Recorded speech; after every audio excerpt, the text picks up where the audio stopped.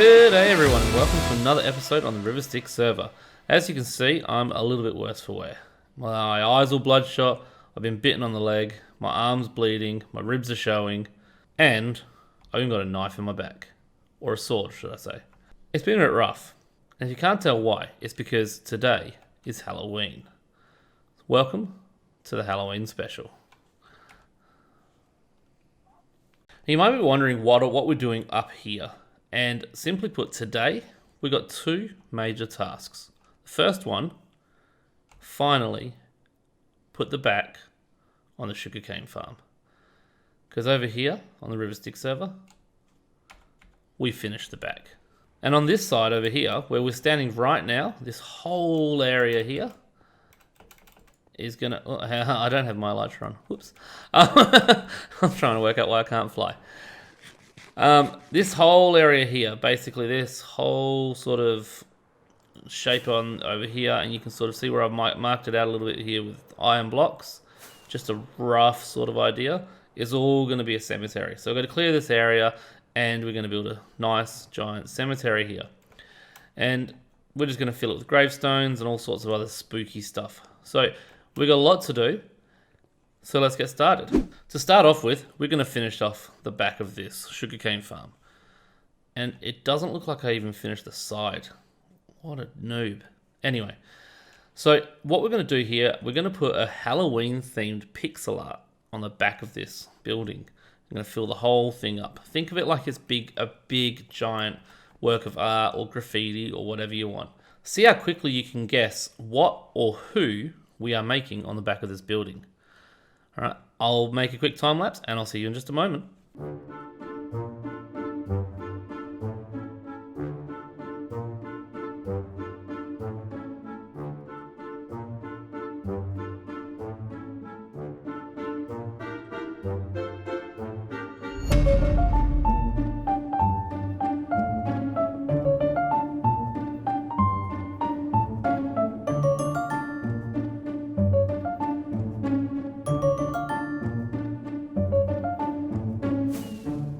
And we're done. How good does that look? It is so epic.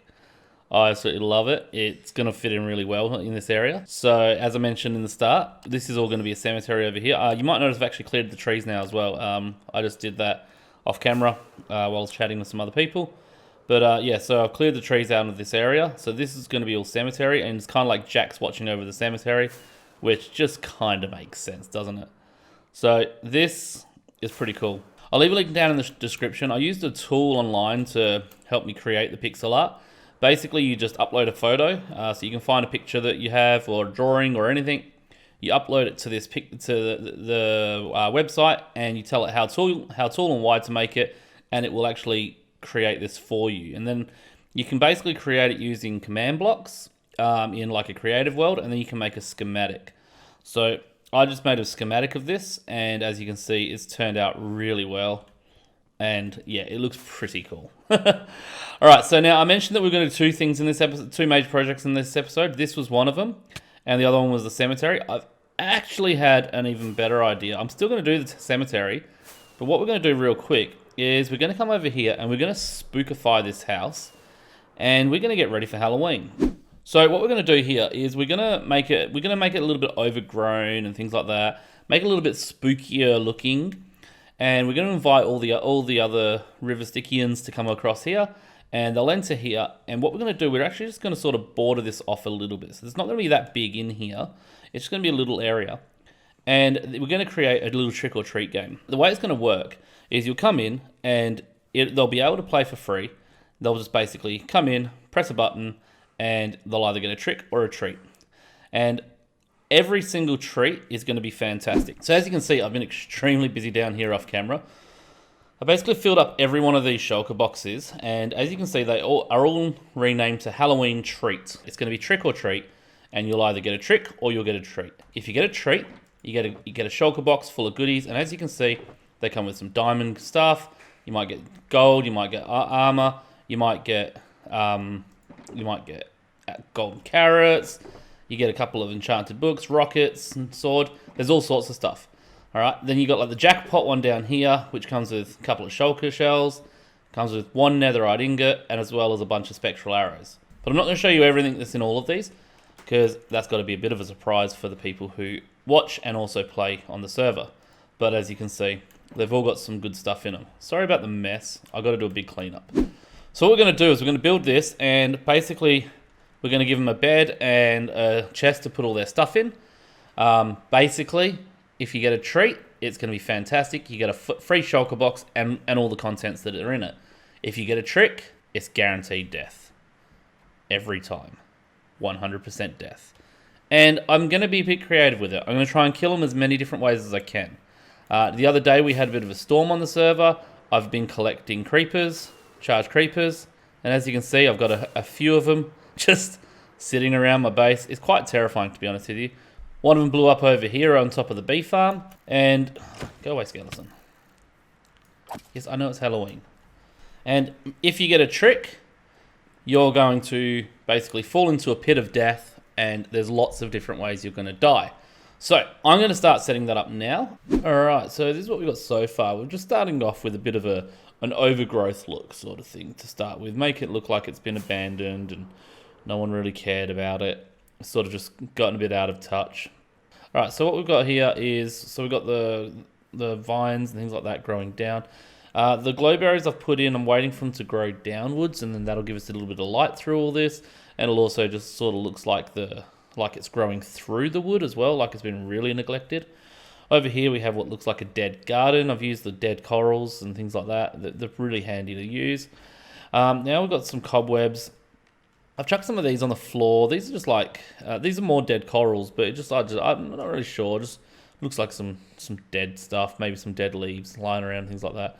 We've got to add a few cobwebs to the house as well and just make it look like it's been, really neglected. And just try and make it look like no one's really cared about this place for a while, and, it's just been sort of let go, and yeah. So I just think that helps give it that bit of a spookier vibe. So, yeah. So we'll do a couple of those. All right, so what we're going to do now is we're going to actually start designing a little bit of the inside here. So I'm pretty much just going to keep it dark. I'm actually going to fill this, just pretty much make it a black room. But what we're going to do first is, before we build the room, we've got to work out how much space we need. So let's just get this dropped out a bit. And then what we're going to do, we're just going to use some pistons to more or less open this floor. So when you're standing here, you'll do your trick or treat. If you fail, the floor will just open and you're going to fall straight down. So I've got to build that, and then what I need a pit that we fall into, and the pit is going to have obsidian walls so they can't escape once they do fall down. And we'll have a few different ways that they can die, and this is where we're going to use the rest of this house for now. So there's quite a bit of space in here. We're going to get things like the charged creepers are going to come in here, and we'll use pistons and slime blocks to basically drop them in and throw them into the people. They might die from charged creepers. They might die from regular creepers. They might die from TNT or lava or any other things that I can think of as ways to kill our friendly neighborhood guests. So what I'm going to do first is I'm going to dig out this hole, and once I've done that, we'll start working on the redstone. All right, we now have the pit of death. All right, so this is where everyone's going to die pretty much. And yeah, there's going to be some death. It's going to be great fun for me. Maybe not for them. We need to decorate all these walls, although we need to make sure they can't get out as well. So if they're going to fall all the way down to here, all of this I'm pretty much thinking we'll just make obsidian, to be perfectly honest with you. Just to make sure that they really can't get their way out of here no matter how hard they try. Because the last thing we want is for someone to sneak in here with a pickaxe or something like that and try and get out and avoid death. The whole point of this is to get some kills. So we'll dig this out, and we'll put a border of obsidian down here, and that way also whatever we do blow up, like with dynamite or with TNT or with creepers or whatever, at least we know that it's not going to get out of the obsidian box. So it'll protect the rest of our build essentially. All right, so what we're going to do here, we're going to go with some crying obsidian, because crying obsidian will give a little bit of light off still. And I just think that'll look a bit nicer than just the plain obsidian. Also, because they might be crying when they die.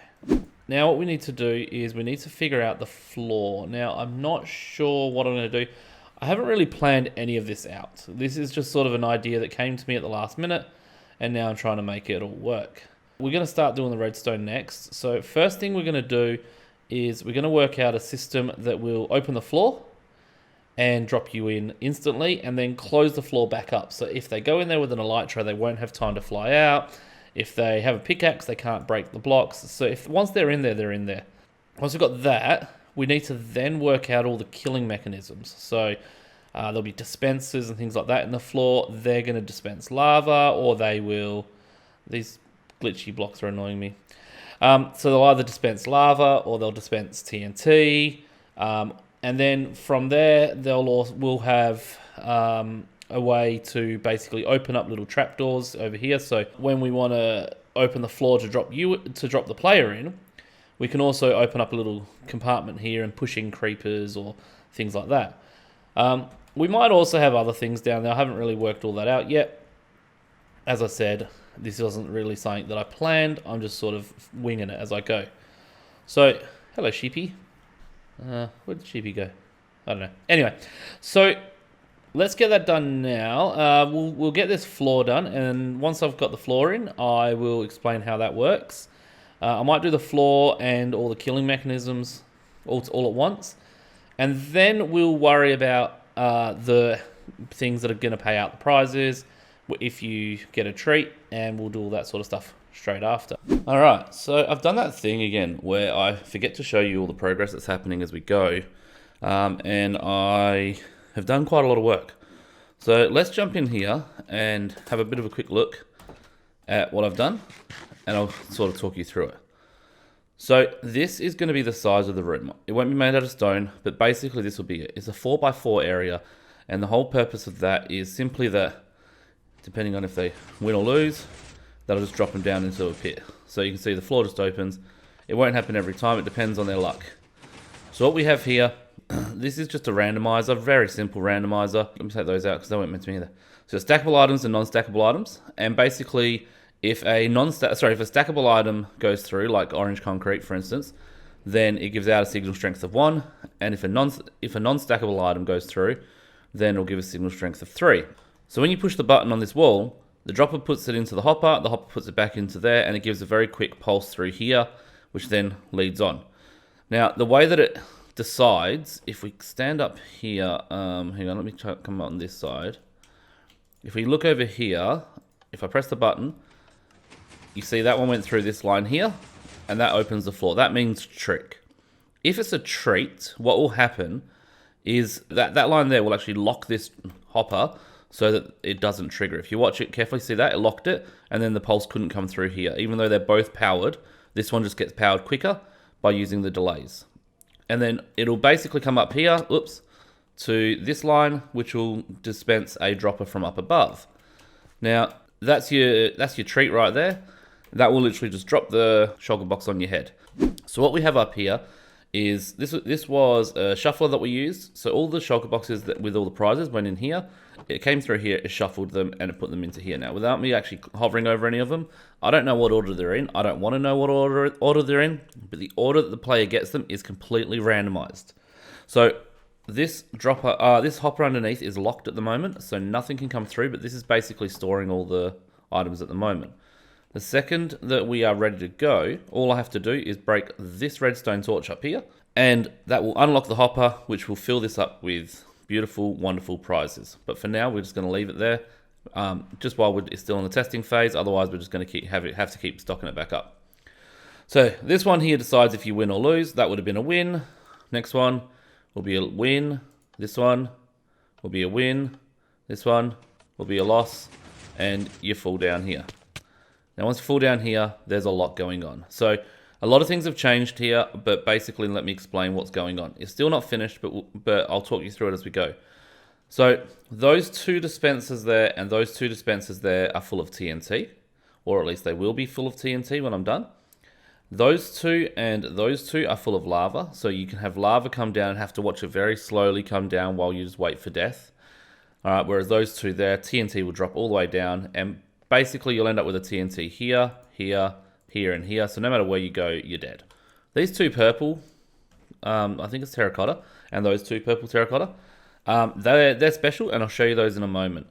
Then down here, we have a lot of other things. So basically, all of these lower walls here will completely be removed. Now, this floor is, I've actually just realized I actually put this in one block too high. So I'll fix that later on. But basically, these walls here will all just disappear. So if I just press this button for a moment, you'll notice that it'll open up and it drops down and it opens it nice and wide. Now, if I do it, say, on this one here,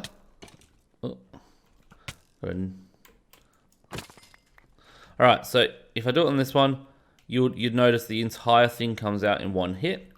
Over this side, it's a little bit more complicated, where basically it does half of them, so 3 of them will go at a time. Now, if I get some arrows here for a moment, just for demonstration purposes, and I stick them in the ones with, say, with the white concrete behind them, because they're on their own clock, and then I flick the lever here, you'll see it opens them up and you just start getting bombarded with arrows. So if you were in there, now this isn't going to be filled with arrows, this will be filled with something like splash potions or something like that. But basically, as you can see, it is brutal. And that's 3 stacks of arrows used up already. But basically, yeah, so, and then that will go off. Now, how long that stays on for and how long it is shooting for, so it'll tick, tick, tick, tick, tick, tick, tick, tick, tick, and then it'll turn off. It'll be something like that. And then this side over here does the exact same thing, but instead of lifting the blocks up, it pulls them down, and then the same thing, the arrows go over the top of it. Now on the sides here, there's going to be some other things. So one of these sides will be filled with arrows, so you'll just get bombarded with arrows on every slot. You won't be able to escape them. The other side is going to be something a bit special. Over here, you'll notice that we have a wither skeleton. You might recognize those wither skeleton legs. What you may not have known is that wither skeletons can actually hold bows. Now, you do have to use a command for it, but if you give a wither skeleton a bow and he shoots you with it, he automatically shoots flame arrows, sorry. So it's just basically part of the mechanics. Now, the only way to give them a bow is actually using a command. So I have had to get the admins to give a couple of wither skeletons bows, but they're going to be hiding on one of the sides, and then when the door opens, they're just going to start shooting you, and you'll have 5 of them shooting you. You'll probably die in the first arrow, to be honest with you, because they're extremely strong and powerful. That one didn't do much, but bear in mind I got full netherite armor on, and I was doing it last night. I died after about 2 to 3 arrows. Now to those purple doors that I was talking about before. So those purple doors are behind these pistons. If I trigger one of these pistons, all right, what will happen is, so this one's currently empty, but on top of that glazed terracotta there'll be a mob. And these doors will open, and then this block will lift, and then the mob will get launched out. And the mob that is in each one of these is a charge creeper. Charge creepers are extremely explosive, and they basically, once they see you, they'll explode more or less straight away, and you can't escape. They are so powerful. They make massive holes. To give you an idea, if I can get out this door, first shot. This is obviously a creeper hole. You've seen many of them before, I'm sure of it. There's 2 of them there. You can see that almost exactly the same in size. That wasn't on purpose, but you know, like right next to each other. But it gives you a bit of an idea. All right, this up here is a charge creeper hole. That's one charge creeper that did that. They are insanely powerful, and when they blow up, even with netherite armor, you can almost guarantee death every time. So basically, yeah, they're going to get launched. I got 4 of those. There's one there. There's one you saw in a boat up there. He was actually in this cell, and I came on this morning, and he's just roaming around down the bottom here. So something's happened there. He's glitched out of the block or something like that. It'd have to be a server lag thing. Let's have a look. See, he's not on a chunk border or anything like that. I don't really understand it, but I'll have to have a look. Maybe someone accidentally broke a block or something like that, and it fell down. But I need to heal him up before I bring him back in, because I don't want him to die of full damage. So this is the creeper launcher and how it works. So you'll notice the door's open, launches the creeper, creeper falls in. This one actually didn't recognize me straight away, and kaboom. Lots and lots of fun. All right, so we're back in here. This is where you press the button to start the game. Now, I mentioned to you before that basically, if you get a prize, it goes up this line. If you get a death, it comes down this line. Oh, and one thing I didn't mention as well is that right now, it's an even chance. There's one stackable item and one non-stackable item. If I start adding more non-stackable items, so remembering in this case, the non-stackable items mean that you're going to die. So if I add more non-stackable items like that, you got a 4 in 5 chance of dying and a 1 in 5 chance of surviving. If I put more stackable items in, then it goes the other way. So I can actually increase or decrease the chances of death or of survival or getting a reward by using that. Now, what I'm sort of thinking is that people can use this as many times as they want. It is completely free, and they are more than welcome to come in here anytime they want and just use it. But a maximum of 3 reward prizes, and then that's it. So if they get any more than if they keep going after that, they're gonna have to return the last prize. When it comes down this way here to open this brown redstone here opens the door. It'll also trigger this. Uh-oh, creeper. Why is there a creeper on my redstone? No, you leave. All right, I'm gonna fly away from the area so he despawns. Say, hey Jack, ready? Hi Jack. That is literally my worst nightmare. While I'm in all this redstone and then a creeper blows up on me, and it would just be the worst thing ever. So I'm trying to keep everything lit up, but I obviously haven't lit up enough. It's probably down there. All right, so when the trick is triggered, it will also trigger this. Now, what happens here is I have 9 shulker boxes.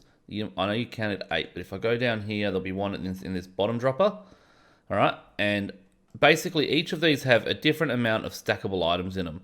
Yeah, this dispenser will dispense them into this block underneath the piston, and then underneath the target block here, there's actually a comparator that will take a reading from the shulker box, and then this piston will break it straight away. No!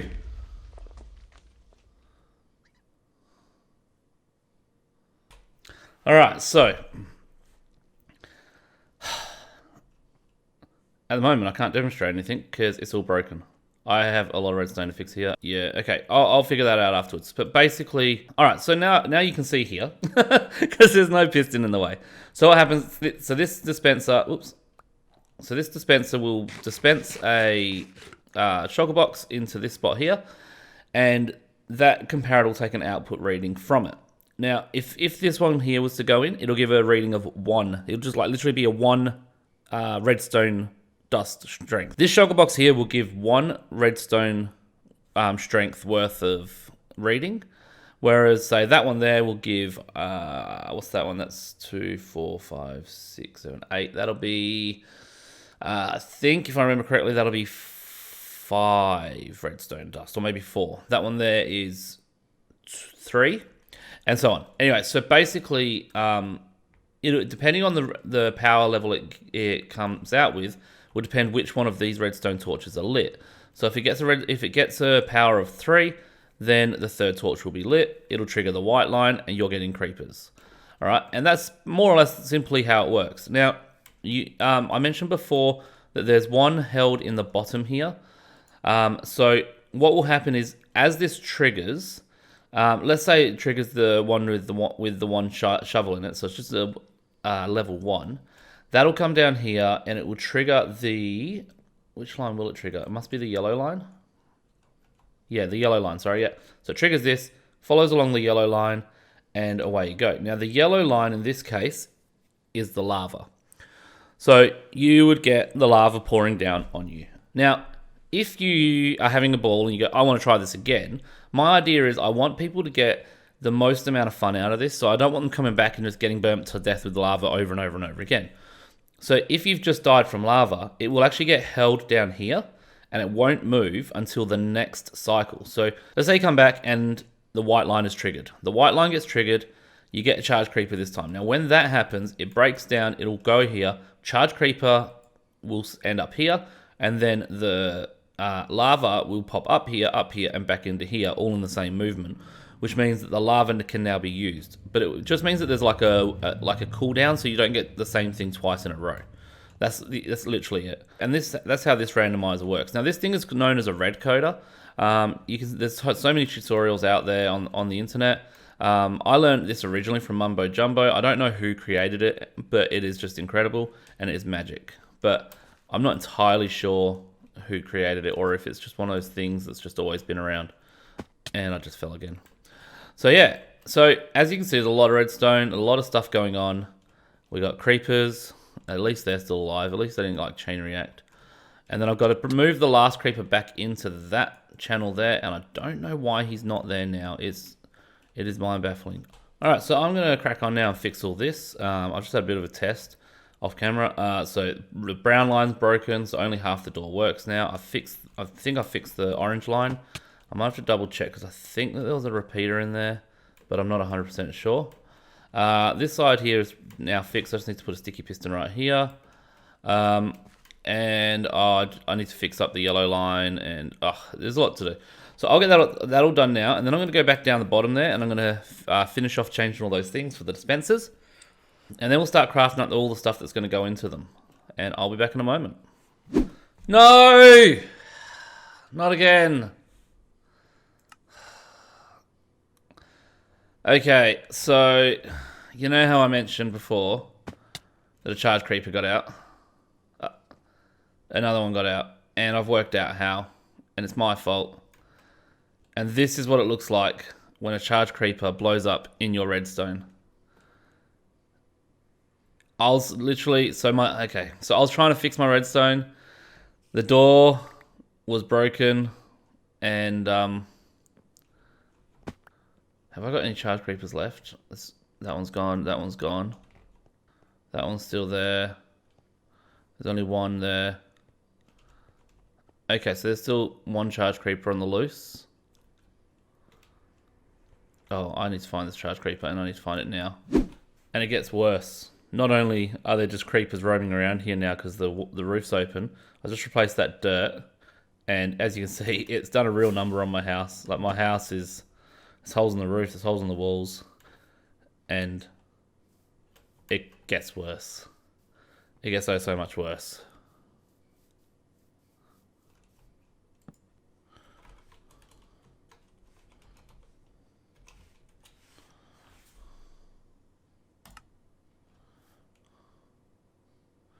Goodbye, chicken. Don't worry. There will be another. Alright, so everything is now done and more or less finished. A couple of very tiny things to do, but I'll get to that in a moment. So the room has been designed. Now, actually, Spidered Watermelon ended up finishing off the room, and it's more or less looks like... Oh, I'm stuck. It's like a little skull, which I think that's really clever on such a small scale. It's really hard to make something look like something else, and that looks like a really, kind of looks like a happy skull, but it still looks like a skull. So I'll be in here. I'll probably change that orange block out, but basically, yeah. One thing I do need to do is I need to put something in here to lock these doors behind them. They will be iron doors, so they can't let themselves out. So they'll come in, doors will close, and then they'll be able to do the game. So as you can see here, we fixed all the problems the creepers caused. We have now finished off the entire thing. There's redstone literally everywhere now. So I mentioned before that I figured out how the creepers got out, and it was my own fault. So the way that the creepers are triggered, on this white line is by dropping down this little redstone block here, which basically powers the white line and charges the creepers. When I was trying to repair my door after it got blown up by the first creeper, every time I tested it, there was a chance that this one would happen. Because every time that door opens, one of these 9 items will, or one of these 9 tricks will be triggered. And this one got triggered a couple of times, hence I'm all out of creepers now. There should still be one over this side hidden. Yeah, there he is. But I still need to get the other 3 in. So that's something I do need to do. I'm waiting for a storm for that. So I'll wait around. Once I finish this recording, I'll basically wait around and see if I can get those. Over here, you'll notice a curtain of slime on a diagonal. And what happens here is if they're selected, the piston that they're on will be extended and will basically put the redstone block in front of something powering it. So it's just a really easy way to get all the redstone to come down here without having a bunch of different ladders and all the rest of that stuff. So each of these, they're not going to interact with each other and things like that. They do sort of weave around each other a little bit. Like here you've got the cyan concrete, and here you got the green, and then down here you got the lime. Oh, sorry, you got the lime here, and then you got the light blue down there. And they all do their own little things. Now there's a lot of stuff going on down here, so I'll try and be as brief as I can with all of it. But each line does work completely differently to the rest. So this one, for an example, is going to shoot out of 3 of these dispensers 3 splash potions. So you'll see opens, shoots 1. Oh, didn't see it. It did happen, but it was 3 splash potions, 1 in each of where each of those honey blocks are down there, and then and that was it. This one, however, will shoot around about 30 firework rockets, and you can just see that they go out with an absolute show. Now, there's other things around here as well that basically, so this side over here will shoot off rockets. This one's a bit harder for me to show you, but maybe if I just stick a button here, you'll see it. And you can see a lot is going on here. This side is kind of the same thing, except this one works with fire charges, just to completely destroy them. And if I sneak in here real quick, what you'll notice that there's still fire here. When these ones go off, there's arrows stuck in the walls and things like that, and that's a problem. So I've actually put a thing on, so every time one of these ones that leave something behind go off, it'll actually drop some TNT as well, and it will basically wipe out all the fire or all the other stuff. So it will always be a nice clean room when they enter here. I'm also going to swap out this floor for crying obsidian because that will actually stop mobs from spawning in there, which I only just found out. And then last but definitely not least is this side over here. And what we have is 3 wither skeletons carrying bows that shoot flames, and basically when this side opens up, you're going to be greeted by a bunch of wither skeletons holding bows. Now over here, what I have is a little station filled with splash potion of harming instant damage 2.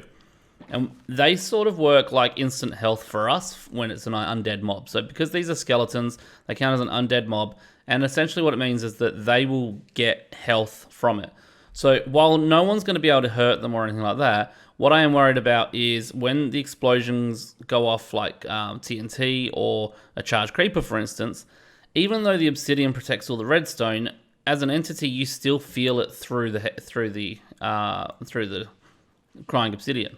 So I'm worried they're going to slowly take a little bit of damage and then die.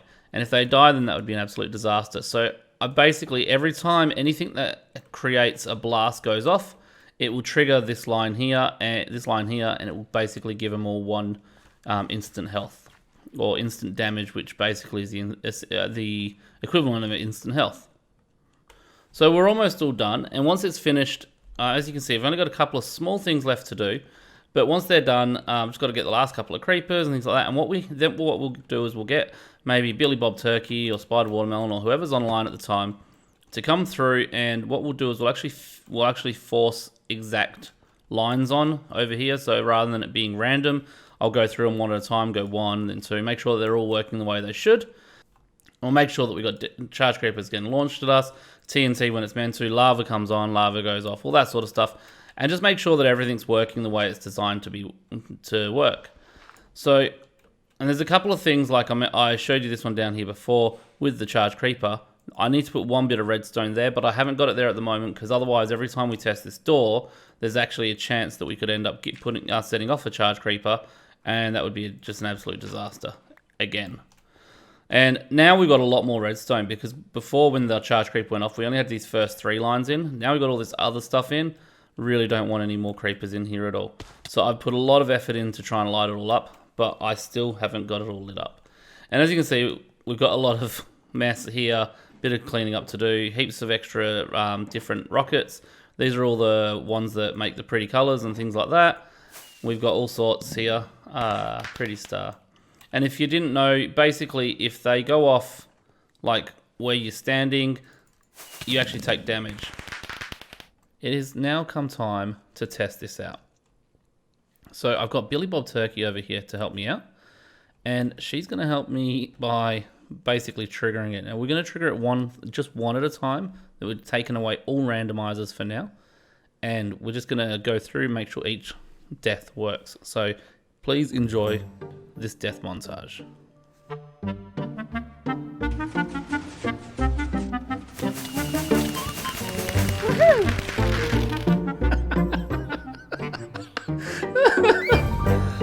All right, get the next one primed.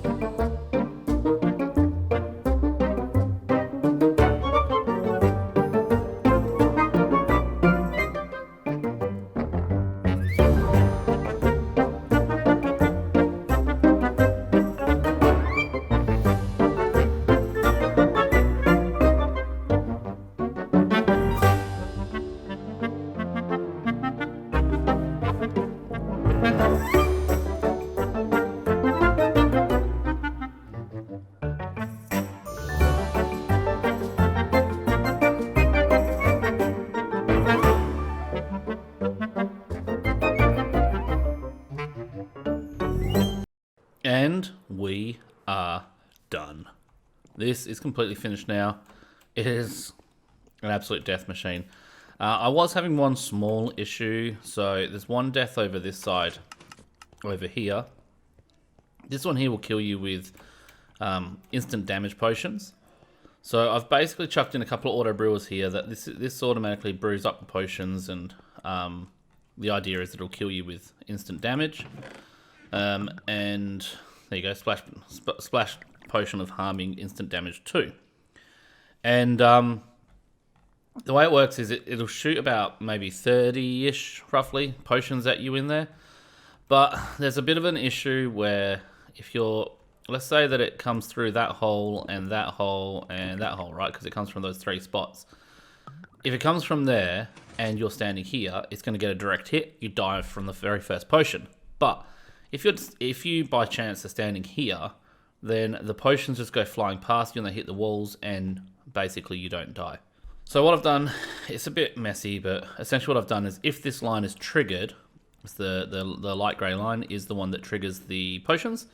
It will basically take a piggyback off of here, has a nice big long delay on it, and then it will trigger this line as well. So if you don't die from this, you'll die from that. Because what I found when I was testing it, there were a couple of times where I got stuck in there and I couldn't get out because all I had was my fists and things like that. I also lost all my netherite gear because I went in there once with my netherite gear, got blown up by 4 TNT, and, well, let's just say I no longer have netherite gear. So that's something I've got to work on. Although I've got plenty of netherite, so I can fix that. I could upgrade it now. I just don't want to in case I end up killing myself again. You know, reasons. Alright, and now it is ready to open. So we've got, welcome to Trick or Treat. Set spawn in the bed and put all your items in the chest. Enter the room, press the button to receive a trick or a treat. Warning, all tricks will result in death and you will lose anything you take in with you. All treats come with a free shulker. And then over here, play as many times as you like, free to play, and limit 3 treats per player.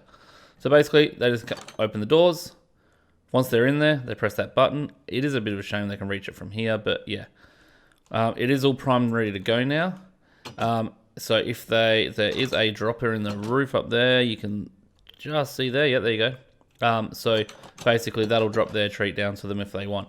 I did want to originally lock these doors so they can't open them from the inside, and I wasn't going to use pressure plates here. It was going to be open all the time. When they enter, it was going to lock. Unfortunately, there's not enough room down here for the redstone without interfering with the door. So I've had to just leave it how it is. And this is what we've got. But yeah, so they set spawn on the bed. They open the chest, put all their stuff in here, and away they go. So yeah, and I've got to take down that beacon and get rid of this crafting table. Just a tiny little bit of cleaning up, but I can do that off camera. Now this episode has run quite a long time already. We're already sitting at close to 30 minutes. So what we're going to do is we're going to wrap this episode up around here, and I'm going to do a Halloween episode part 2. But sadly, that is all I've got time for today. So I hope you've enjoyed what you've seen. If you did, please be sure to hit that like button. And if you really like what you see, make sure to subscribe if you haven't already. And I'll see you in the next one. Bye.